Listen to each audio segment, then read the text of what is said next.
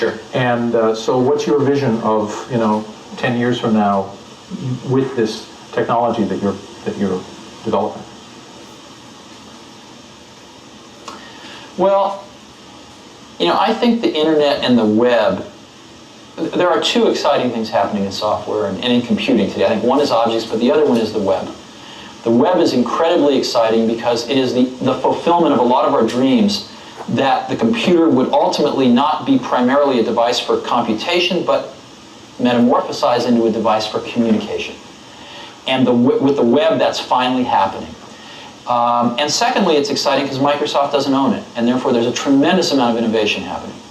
So I think that the web is going to be profound in what it does to our society. As you know, about 15% of the goods and services in the US are sold via catalogs or over the television.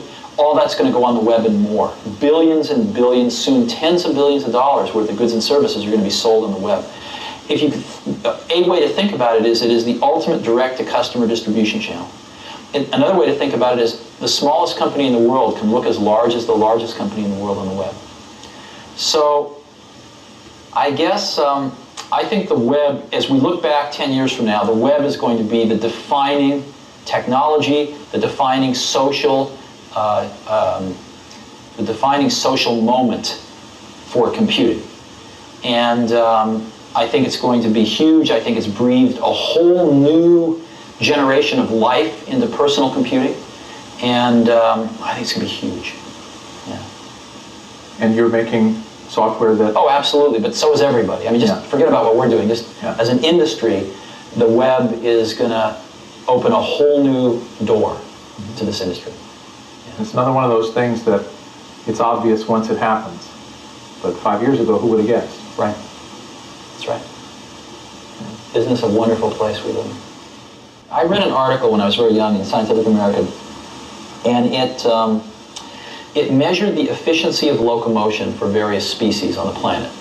So for, bears and chimpanzees and raccoons and birds and fish, how many kilocalories per kilometer did they spend to move?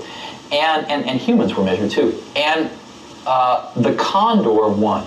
It was the most efficient.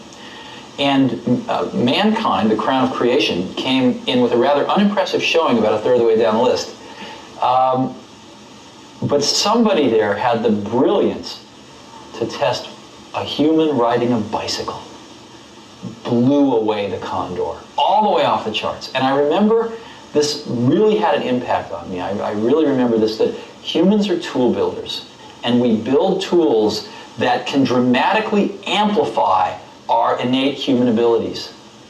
And to me, we actually ran an ad like this very early at Apple, that the personal computer was the bicycle of the mind.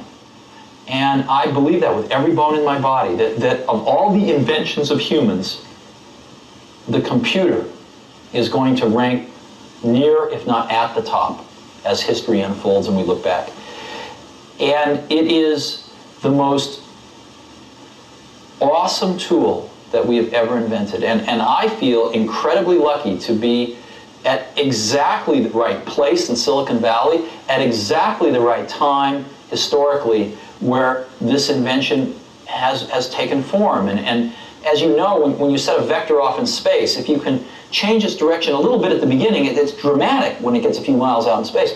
I feel we are still really at the beginning of that vector.